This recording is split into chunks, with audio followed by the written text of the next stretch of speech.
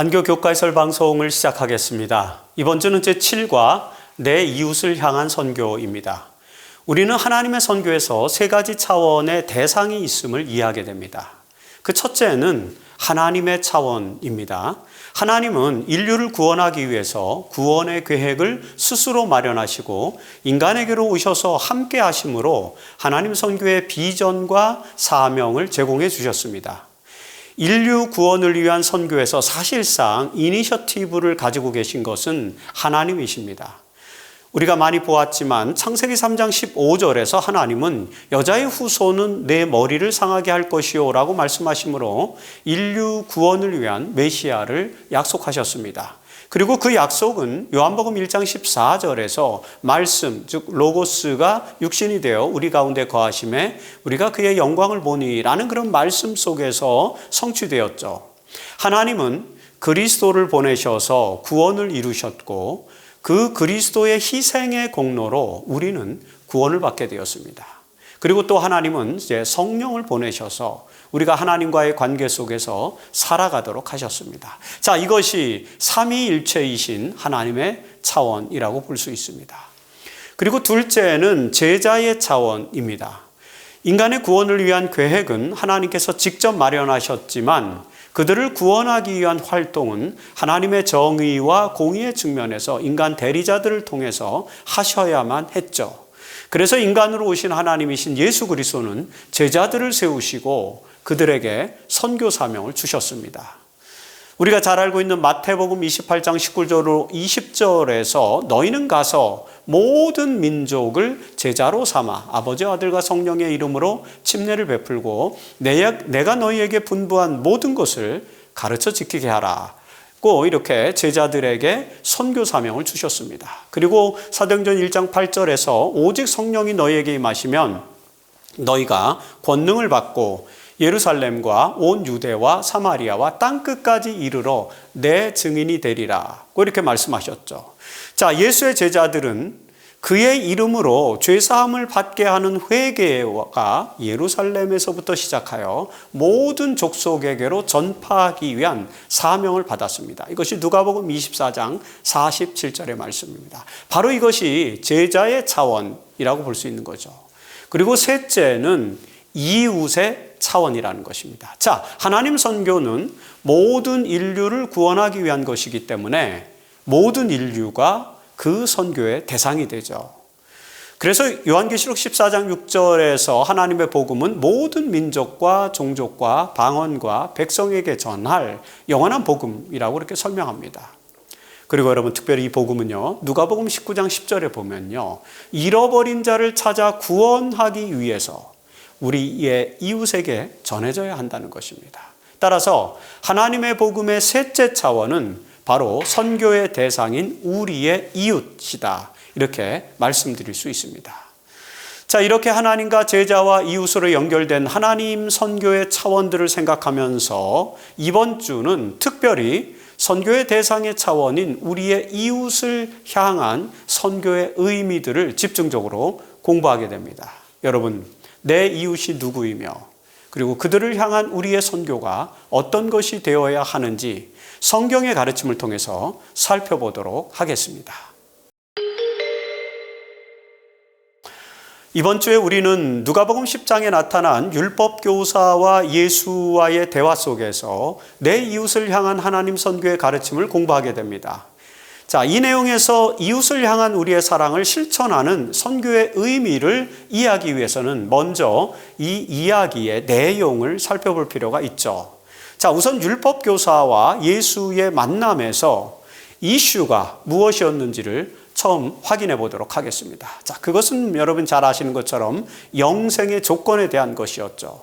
율법교사는 예수께 영생의 조건에 대해서 질문을 합니다. 자, 여러분 잘 아시는 누가복음 10장 25절에서 어떤 율법교사가 일어나 예수를 시험하여 이르되 선생님, 내가 무엇을 하여야 영생을 얻으리이까? 라고 이렇게 기록됩니다.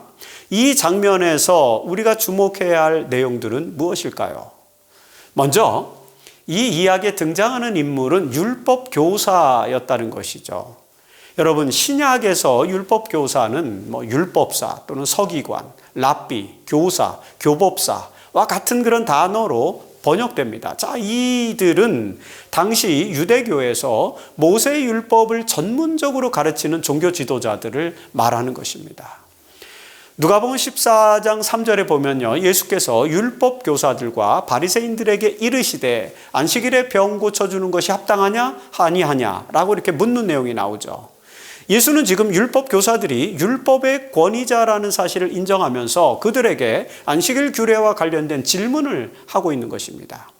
이처럼 신약에서 율법 교사들은 모세의 율법에 정통한 사람들이라고 우리는 이해할 수 있습니다. 그런 사람 중에 하나가 지금 예수께 와서 질문을 했다고 하는 것. 그것은 아마도 그가 예수께 어떤 목적을 가지고 있음을 우리에게 알게 해 주는 것입니다. 이 율법교사는 예수님께 동기가 매우 불분명한 그런 하나의 질문을 하고 있었습니다. 누가복음 10장 25절에서 선생님, 내가 무엇을 하여야 영생을 얻으리이까? 라는 그런 질문이었죠. 자, 안교교과의 저자는요, 율법교사가 왜 이런 질문을 예수께 한 것인지에 대해서는 그 동기가 매우 불분명하다라고 이렇게 설명하죠. 사실 누가복음 10장에서 율법교사는 그 질문 이후에 이제 어떻게 그가 되었는지 이런 것들을 알 수 있는 텍스트가 전혀 없습니다. 하지만 우리는 이 질문이 또 다른 한 사례에서도 동일하게 나타나는데 그곳에서 그 질문을 던진 사람은 예수의 가르침을 받지 않고 근심하며 돌아갔던 것을 우리는 알고 있죠. 누가복음 18장에 나오는 이야기입니다. 자, 이 누가복음 18장 18절에서 보면은요, 젊은 부자 관원이라고 하는 사람이 나오는데 이 사람이 예수께 나와서 똑같은 질문하죠. 선한 선생님이요, 내가 무엇을 하여야 영생을 얻으리까? 라고 이렇게 지금 여기 누가복음 10장에 등장하는 율법교사와 동일한 질문을 하게 됩니다. 그리고 여러분, 이 두 사람의 질문에 대한 예수님의 대응은 매우 적절했죠. 자, 이에 이 젊은 부자 간원은 예수의 가르침을 받아들이지 않고 근심하여 돌아갔다라고 누가복음 18장은 기록됩니다. 이 두 번째 누가복음 18장의 사례와 첫 번째 누가복음 10장의 사례를 연결시켜 볼 때 우리는 누가복음 10장의 이 율법 교사도 역시 그럴 가능성이 있지 않을까라고 이렇게 우리는 추론해 볼 수 있습니다. 하지만 우리는 성경의 기록에서 율법 교사의 이후의 상황을 알 수 있는 그런 텍스트가 전혀 없습니다. 그래서 우리는 이 율법 교사가 이런 질문을 한 동기가 아마도 젊은 부자 관원처럼 칭찬만을 받고자 했던 것인지 아니면 예수의 가르침을 진지하게 알고 싶어 했던 것인지에 대해서 분명하게 판단할 수는 없게 됩니다.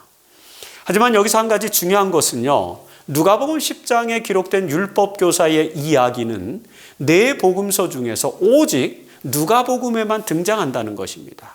그리고 이 이야기는요, 결국 선한 사마리아인의 비유, 이것도 누가복음에만 등장하는데 바로 그 선한 사마리아인의 비유라는 중요한 가르침을 기록하기 위해서 누가가 선택한 특별한 기록이라는 사실입니다. 자, 이 점에 주목하면서 이 율법교사의 동기가 불분명한 질문에 대해서 우리는 주목을 해볼 필요가 있는 것이죠. 여러분, 특별히 율법교사의 이 질문에서 우리는 매우 중요한 인생의 궁극적 물음을 발견하게 되는 것입니다. 자, 누가복음 10장의 율법교사와 그리고 누가복음 18장의 젊은 부자 관원이 던진 질문, 무엇을 하여야 영생을 얻으리까? 라는 이 질문은 사실 어떤 면에서 모든 종교인들이 가지는 가장 근본적인 질문인 것입니다. 파울 틸리라고 하는 신학자는요, 이런 질문을 인간이 가지는 궁극적 물음, 즉 종교적 물음이다라고 이렇게 설명하고 있죠. 모든 사람들은 영원한 생명에 대한 궁극적 관심을 가지고 있습니다. 이 영생에 대한 궁극적인 이 관심은요, 사실 창세기 3장 22절에서 생명나무로부터 우리가 떠난 이후로 생겨난 그런 질문이라는 것이죠. 거기 보면 그가 그의 손을 들어 생명나무 열매도 따먹고 영생할까 하노라 하시고 에덴 동산에서 그를 내보내어 그의 근원이 된 땅을 갈게 하시니라는 선언이 있는데 바로 이 선언 이후에 죽을 수밖에 없는 인간에게 하나의 절대적인 물음이 된 것입니다. 어떻게 하여야 영생을 얻으리까라는 이 질문은요, 궁극적 물음이 된 것이죠. 따라서 만일에 영생이나 부활에 대한 소망이 없다면 이 세상에서의 삶에서의 의미를 찾기는 매우 어려울 것입니다. 그래서 여러분, 바울은요, 고린도전서 15장 32절에서 죽은 자가 다시 살아나지 못한다면, 즉 영생이 없다면 내일 죽고 말 터이니 먹고 마시자 하라고 이렇게 설명하고 있는 것입니다. 결국에 인간은요, 영생에 대한 궁극적 관심을 가질 때 이 세상에서의 삶의 의미와 소망을 발견하게 된다는 그런 말씀이시죠. 율법교사는 바로 그런 인간의 궁극적 물음을 가지고 지금 예수께 나와 왔던 것입니다. 여기 등장한 율법교사나 젊은 부자 관원이 그 어떤 동기를 가지고 질문했는지와 상관없이 예수는 그들에게 영생의 조건을 가르쳐 줍니다. 예수는 그들의 질문에 매우 진지하게 응하면서 그들을 구원하기 위한 선교에 최선을 다하는 모습을 보여주고 있는 것이죠. 이제 우리는 예수께서 어떻게 이 율법교사를 대하셨는지 살펴보면서 선교인의 자세에 대해서 이해해 볼 필요가 있습니다. 자, 여러분, 율법교사의 질문에 예수께서는 어떻게 대응하셨습니까? 우리는 누가복음 10장 26절에 나타난 예수의 대응에서 몇 가지 중요한 교훈을 발견할 수 있습니다. 자, 먼저 예수께서는 즉답을 하지 않고 반문을 하고 계십니다. 누가복음 10장 26절에서 예수께서는 율법에 무엇이라 기록되었으며 내가 어떻게 읽느냐라고 이렇게 반문하시죠. 사실 누가복음 18장에서 예수께서는 젊은 부자 관원의 이 동일한 질문에는 사실 즉답을 하셨어요. 그러나 율법교사의 질문에는 즉답을 하지 않으십니다. 아마도 예수님은 개인의 상황에 따라서 응답하시는 그 방법을 다르게 적용했던 것 같습니다. 만일 우리가 추측해 보건대 이 젊은 부자 간원은 자신이 율법을 잘 지키고 있다고 자부하고 있었기 때문에 아마도 예수님은 그 태도를 지적하고 계명의 조항들과 그 의미에 대해서 가르쳐 주기 위해서 그의 질문의 전제, 즉 율법의 조항들이 정말로 영생의 조건이라고 생각하는지를 상기시켜 주기 위해서 즉답을 하셨던 것 같아요. 반면에 이 누가복음 10장에서는 율법 교사는요, 지금 그가 모세의 율법에 정통한 사람이라는 자부심을 깔고 질문을 한 것이기 때문에 예수님께서는 그의 의도를 지적하기 위해서 반문을 하시는 것으로 이해할 수 있습니다. 이처럼 여러분, 우리는 신앙에 대한 물음을 받을 때에 상대의 상황을 잘 이해하고 적절한 방식으로 대응할 필요가 있습니다. 아마도 이것이 선교사의 지혜라고 말할 수 있을 것입니다. 우리는 성령께서 그런 지혜를 주시도록 기도하면서 상대방의 상황에 따른 적절한 대응을 하는 그런 선교사의 지혜를 가져야 할 것입니다. 예수님처럼 말입니다. 여기 지금 예수님께서 이 율법 교사에게 대응하는 대응 방식은 우리에게 그런 교훈을 하나 깨닫게 해준다는 것입니다. 특별히 예수는 질문에 답변할 때요, 항상 또 성경 말씀으로 이끄신다는 것이 또 이 교훈에 나타납니다.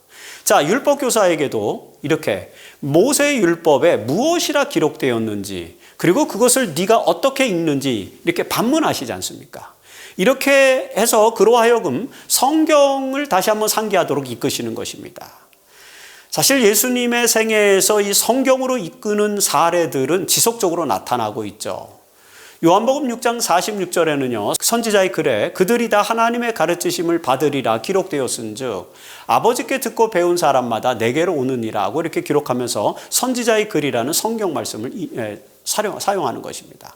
마태복음 26장 56절에는요, 그러나 이렇게 된 것은 다 선지자의 글들을 이루려 함이니라고 또 기록하죠. 구약을 성취하려 함이다라는 것입니다.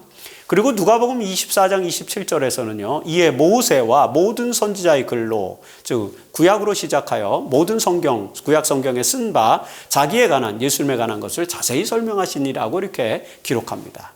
자, 이처럼 예수님은 항상 가르치실 때에 사람들을 성경의 말씀으로 이끄십니다. 이런 예수님의 선교 방식은 하나님의 선교에서 매우 중요한 요소죠. 선교사들은요, 항상 사람들을 하나님의 성경 말씀으로 이끌어야 한다는 것입니다. 그들이 성경을 직접 읽고 배울 수 있도록 도와줘야 한다는 것이죠.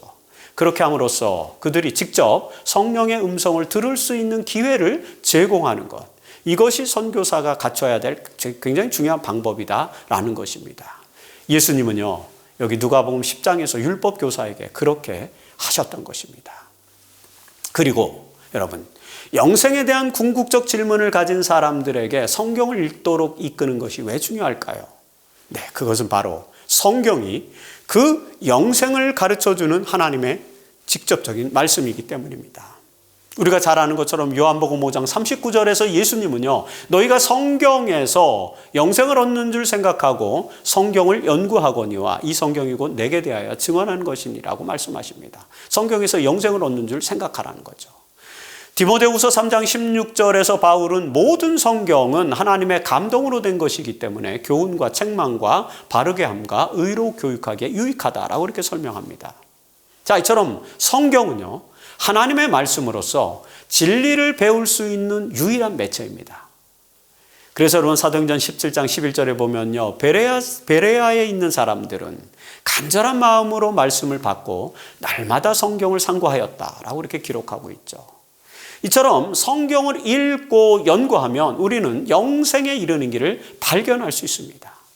그래서 시편 기자는 시편 119편 105절에서 주님의 말씀 성경은 내 발의 등이요 내 길의 빛이니이다 라고 또 노래하였던 것이죠. 이처럼 하나님의 말씀, 즉 성경은 영생으로 인도하는 진리의 빛입니다. 그래서 예수님은 율법 교사에게 성경의 가르침을 올바로 이해할 수 있도록 하기 위해서 그의 질문에 반문을 하고 계신 것입니다. 자, 이제 우리는 율법 교사가 성경을 그러면 어떻게 이해하고 있는지 또 그 내용을 한번 살펴볼 필요가 있겠죠. 화요일 소재에서 우리는 이 율법 교사가 이 성경을 어떻게 이해하고 있는지를 살펴보게 됩니다. 여러분, 율법 교사는 모세 율법에 정통한 사람이었기 때문에 예수님의 질문에 답변을 할 수 있었습니다. 자, 영생의 조건을 묻는 율법 교사의 질문에 예수님은 너는 그럼 율법에 무엇이라 기록되었다고 생각하며 내가 어떻게 읽느냐라고 이렇게 질문을 했지 않습니까? 그 질문에 대해서 율법 교사는 비교적 정확한 답변을 제시하고 있습니다. 이 율법 교사의 답변과 그 답변에 대한 예수의 평가에 나타난 내용을 토대로 우리는 영생의 조건이 무엇인지에 대한 그의 질문에 대한 교훈들을 또 정리해 볼 수 있습니다. 자, 먼저 예수님의 의도대로 율법 교사는 율법의 핵심 내용이 무엇인지를 매우 잘 설명하고 있습니다. 누가복음 10장 27절에 보니까요, 거기서 율법 교사는 대답하여 이르되 내 마음을 다하며 목숨을 다하며 힘을 다하며 뜻을 다하여 주 너희 하나님을 사랑하고 또한 내 이웃을 내 자신과 같이 사랑하라 하였나이다 라고 이렇게 답변합니다. 사실 이 답변은 한 성경절은 아니죠. 신명기 6장 5절과 그 다음에 레위기 19장 18절의 내용을 종합한 것입니다. 여러분이 잘 아시는 것처럼 신명기 6장 5절에는요, 내 하나님 여호와를 사랑하라고 명령하고 있고요. 그 다음에 레위기 19장 18절에서는 내 이웃 사랑하기를 내 자신과 같이 사랑하라고 이렇게 명령합니다. 자, 율법 교사는 지금 이 두 명령을 종합하여서 하나님의 율법의 핵심을 잘 설명하고 있는 것이죠. 사실 우리는 이 율법 교사의 이런 답변이 예수님의 이해와도 일치하는 것임을 성경을 통해서 우리는 잘 압니다. 예수님은 하나님 사랑과 이웃 사랑이라는 이 두 강령이 바로 십계명의 핵심이라고 이미 설명하셨죠. 자, 마가복음 12장 28절로 31절에 보면요, 거기 예수님께서는 이번에는 서기관, 사기관은 또 다른 데는 율법사라고도 그렇게 설명합니다. 이 서기관의 질문에 대한 답변으로 이 내용을 말씀하십니다. 자, 마가복음 12장 28절에서 우선 서기관은 예수님께 이렇게 질문하죠. 모든 계명 중에 첫째가 무엇이니까? 라고 이렇게 질문합니다. 이 질문에 대해서 예수님은 마가복음 12장 29절로 30절에서 이렇게 대답하죠. 자, 첫째는 이것이니 내 마음을 다하고 목숨을 다하고 뜻을 다하고 힘을 다하여 주 너희 하나님을 사랑하라 하신 것이요 라고 이렇게 답변하죠. 그 다음에 마가복음 12장 31절에서는 또 이렇게 답변합니다. 둘째는 이것이니 내 이웃을 내 자신과 같이 사랑하라고 하신 것이라. 이보다 더 큰 계명이 없느니라고 이렇게 답변하십니다. 여기 이 마가복음 12장 31절의 이 마지막 문장을 마태복음 22장 40절에서는요, 이렇게 표현합니다. 이 두 계명이 하나님 사랑과 이웃 사랑이라는 이 두 계명이 온 율법과 선지자의 강령이니라고 이렇게 말씀하시죠. 자, 이런 내용을 통해서 우리는 하나님의 계명의 대강령이 하나님을 사랑하는 것과 이웃을 사랑하는 것임을 알 수 있죠. 이런 율법과 계명에 대한 이해, 예수님의 이해를 율법 교사도 정확하게 지금 공유하고 있는 것을 우리는 보게 됩니다. 그러나 여러분, 영생의 조건은 뭐예요? 이 두 계명을 실천하는 것이었죠. 그래서 예수님은 율법 교사의 답변에 이렇게 이제 반응하시는 것입니다. 누가복음 10장 28절에서요. 예수께서 이르시되 내 대답이 옳도다. 이 일을 행하라. 그러면 살리라. 라고 하는 것입니다. 자, 율법의 핵심은요. 율법 교사가 옳게 답변한 것처럼 하나님을 사랑하고 이웃을 사랑하는 것이고요. 그리고 영생의 조건은요. 뭐예요? 이 두 계명을 행하는 것이다. 라는 것이죠. 사실 여러분, 이 율법을 지켜야 영생을 얻는다라는 이런 설명은 개혁주의 신학이 발달한 이후에는 사실 별로 환영받지 못하고 있는 그런 신학적 진술이긴 합니다. 그러나 믿음으로 말미암는 구원의 원리와 더불어서요. 그리스도인들의 삶의 차원에서 믿음과 행함의 조화는 사실 매우 중요한 신학적 가치를 가지고 있음을 또한 우리는 기억할 필요가 있죠. 특별히 이 주제는 야고보서 2장에서 주요한 가르침으로 등장합니다. 자, 야고보서 2장 17절에서 야고보는요, 이와 같이 행함이 없는 믿음은 그 자체가 죽은 것이라고 이렇게 설명하죠. 야고보서 2장 21절로 22절에서는요, 아브라함이 이삭을 바치는 그런 순종의 행위를 예로 제시하면서요, 믿음이 그의 행함과 함께 일하고 행함으로 믿음이 온전하게 되었느니라고 이렇게 야고보는 강조합니다.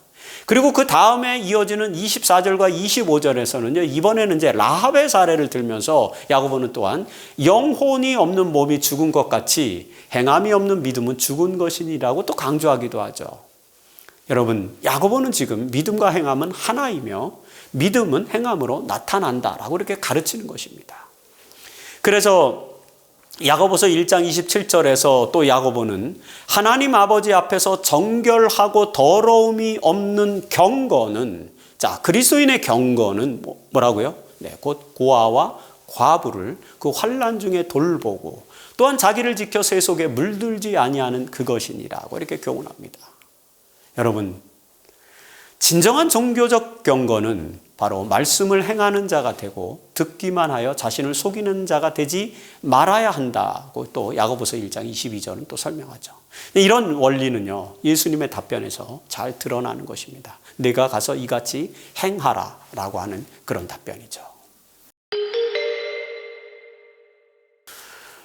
율법과 계명의 두 강령과 관련해서 우리는 하나님을 사랑하라는 계명 못지않게요, 내 이웃을 내 자신과 같이 사랑하라는 계명에 집중해야 한다는 사실을 또 깨닫게 됩니다. 사실 성경의 많은 부분에서 우리는요, 하나님의 뜻이 이웃을 사랑하는 것에 있다는 사실을 알게 됩니다. 우선 누가복음 10장에서 율법 교사와의 대화에서 예수님은 이 부분을 강조하고 있지 않습니까? 자, 그것은 우리가 예수님의 답변 이후에 율법 교사가 연관된 질문을 하는 것에서 확인할 수 있습니다. 자, 영생을 얻는 조건이 율법의 강령을 행하는 것이라고 예수께서 설명하자 율법 교사는 이렇게 질문하죠. 누가복음 10장 29절에서 자기를 옳게 보이려고 그러면 내 이웃이 누구니까? 라고 이렇게 묻는 것입니다. 여러분, 율법에 정통했던 이 율법 교사는요, 하나님 사랑과 이웃 사랑이라는 두 강령과 관련해서 하나님은 항상 이웃을 사랑하라는 점을 모세 율법에서 강조하고 있다는 사실을 잘 알고 있었던 것입니다. 그래서 그는 예수께 그 이웃이 그러면 누구인지 이렇게 묻는 것입니다. 이 질문은 매우 중요한 것인데요. 여러분, 사실 유대인들은요, 동료 유대인들만을 이웃이라고 해석하고 있었기 때문입니다. 그러나 예수님이 이제 저 유명한 선한 사마리아인의 비유를 제시하면서 하나님께서 정의한 이웃은 이방인 나그네를 모두 포함한다는 것을 설명해 주고자 하는 것을 우리는 이제 노티스할 수 있지 않습니까?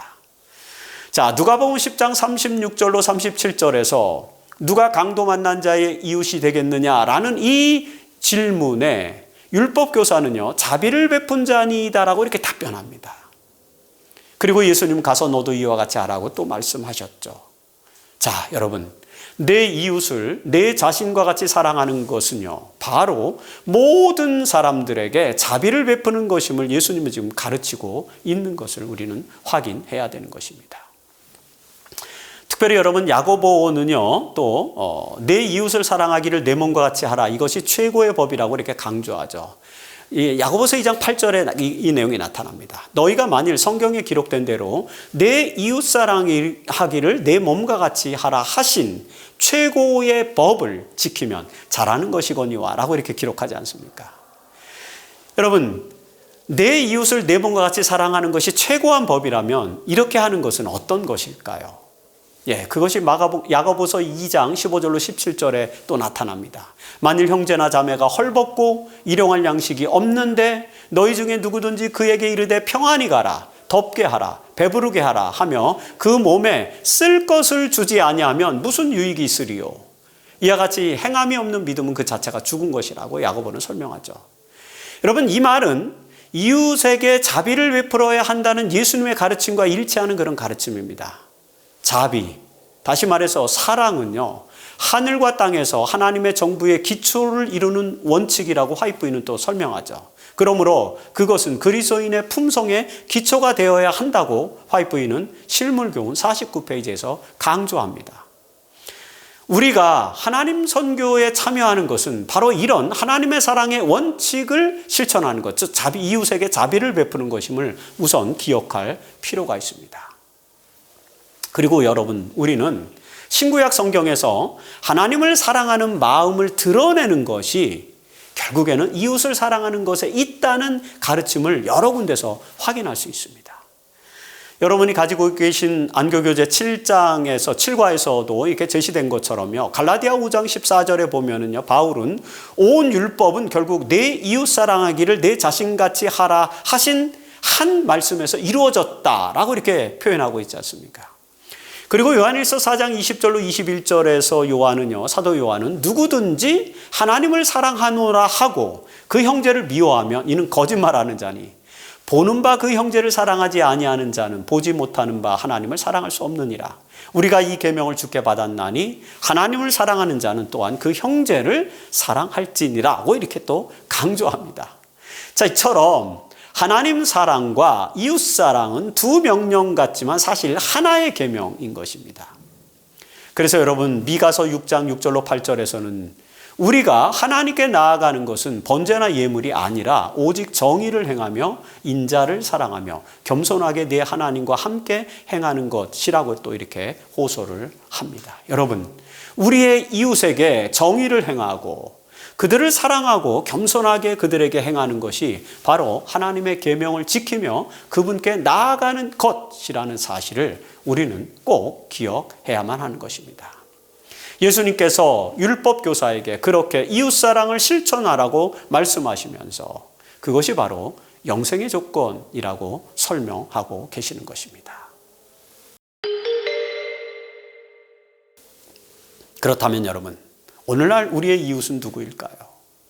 사실 이 질문은 2000년 전에 율법교사가 예수께 던진 질문이지만 어느 시대를 막론하고 인류의 역사에서 항상 중요한 질문이었습니다. 특별히 국가와 국가 시스템과 법률 시스템 이런 것들이 고도로 발달한 현대 사회에서도요, 내 이웃은 누구인가? 라는 질문은 여전히 사회적으로 매우 중요한 질문 중 하나로 여겨지고 있습니다. 그리고 그 질문에 대한 답변은 언제나 예수님께서 율법교사에게 제시하신 선한 사마리아인의 비유에서 또 찾을 수 있다는 것도 현대사회에서 여전히 유효하다는 것도 특이한 그런 내용이죠. 이 선한 사마리아인의 비유에서 오늘 우리가 배울 수 있는 선교적 교훈은 무엇일까요? 먼저 예수님의 비유는 사실 불편한 진실을 지금 말하고 있다는 것입니다. 누가복음 10장 29절에서 율법교사는요, 자기를 옳게 보이려고 예수님께 질문하는 것입니다. 그러면 내 이웃이 누구일까? 라고 이렇게 묻잖아요. 사실 율법교사는 레위기 19장 18절의 율법과 그 해석에 대하여 능통했다고 생각했습니다. 그는 이 주제만큼은 자신이 그 누구보다도 잘 알고 있다고 생각했죠. 그런데 여러분, 레위기 19장에 등장하는 이웃, 레위기 19장을 쭉 읽어보시면 거기서 등장하는 이 이웃은 또 다른 표현으로는 내 백성, 동포, 이런 단어로 한정되어 있는 것처럼 보여져요. 그래서 이 율법 교사는 이웃이 우리의 내 백성, 유대의 백성으로 한정되는 것이라고 생각했습니다. 사실 모세오경에 등장하는 이웃은 이런 협소한 의미로 사용되고 있는 것으로 이 율법 교사는 생각했던 것이죠. 그래서 그는 누구보다도 그 이웃이 누구인지에 대해서 깊은 이해를 가지고 있었다고 생각했고, 그 율법에 따라서 평소 자신이 이웃을 사랑하는 마음으로 늘 살아가고 있다라고 이렇게 생각했던 것 같습니다. 그래서 율법 교사는요, 자신을 옳게 보이려고 내 이웃이 누구이니까라고 이렇게 질문하는 것입니다.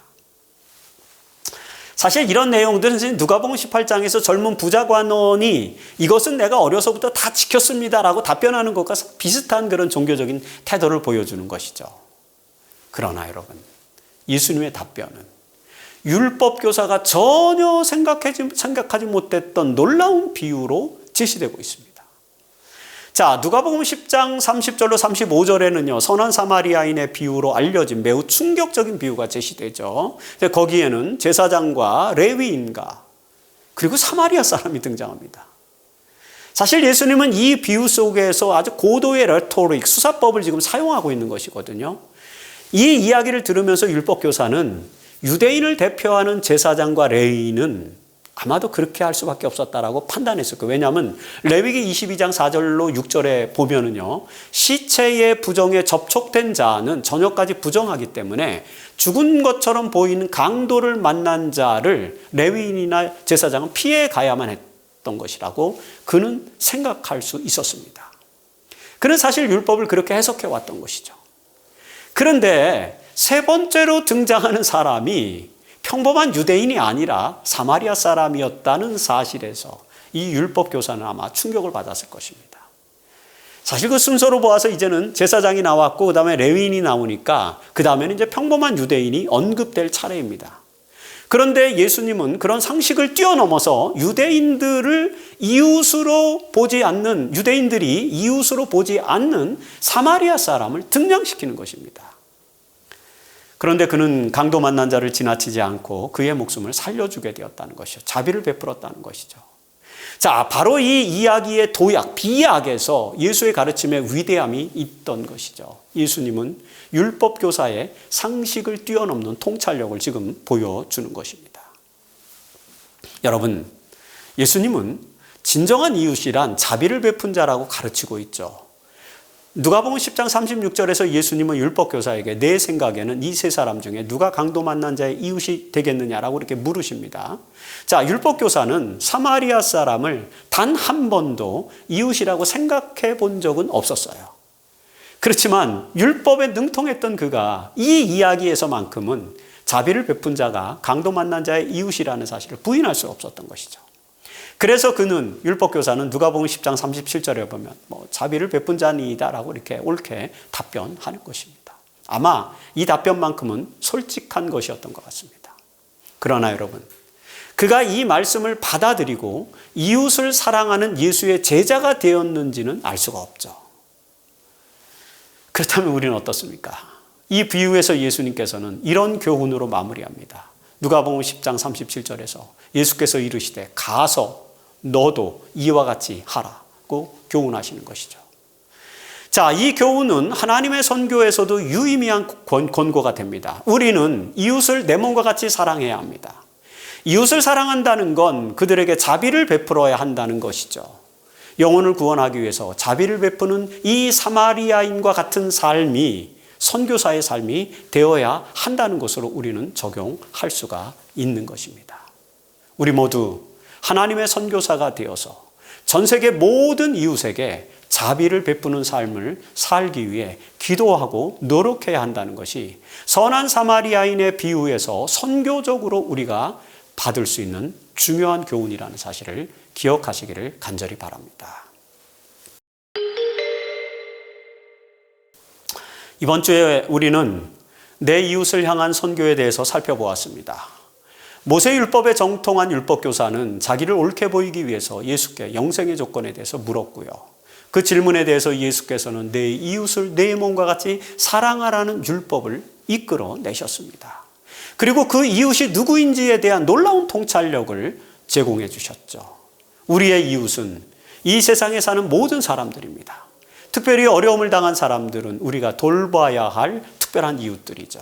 그들에게 하나님의 사랑과 자비를 나눠주는 것이 선교사의 삶이라는 것을 우리는 예수님께서 하신 선한 사마리아인의 비유를 통해서 다시 한번 생각해 보게 된 것입니다.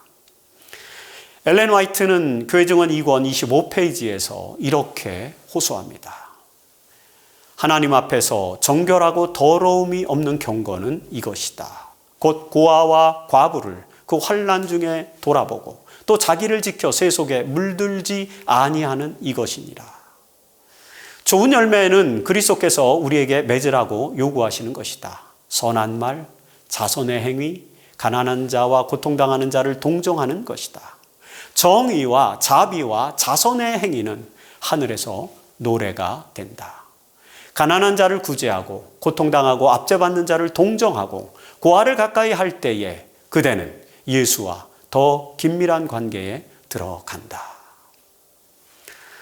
야고보서 1장 27절의 말씀을 인용해서 그리스도인이 맺어야 할 열매를 설명하시면서 화이트는 정의와 자비와 자선의 행위는 하늘에서 노래가 된다고 호소하고 있습니다. 우리에게 이런 신앙의 덕목들이 필요해 보입니다. 하나님의 백성으로서 우리는 하나님께서 원하시는 이 정의와 자비와 자선의 행위를 통해서 선한 열매를 맺는 그리스도인의 삶을 살아야 할 것입니다. 그렇게 함으로써 내 이웃을 향한 하나님의 선교에 참여하는 우리 모두가 되기를 바라면서 교과해설 방송을 마치겠습니다.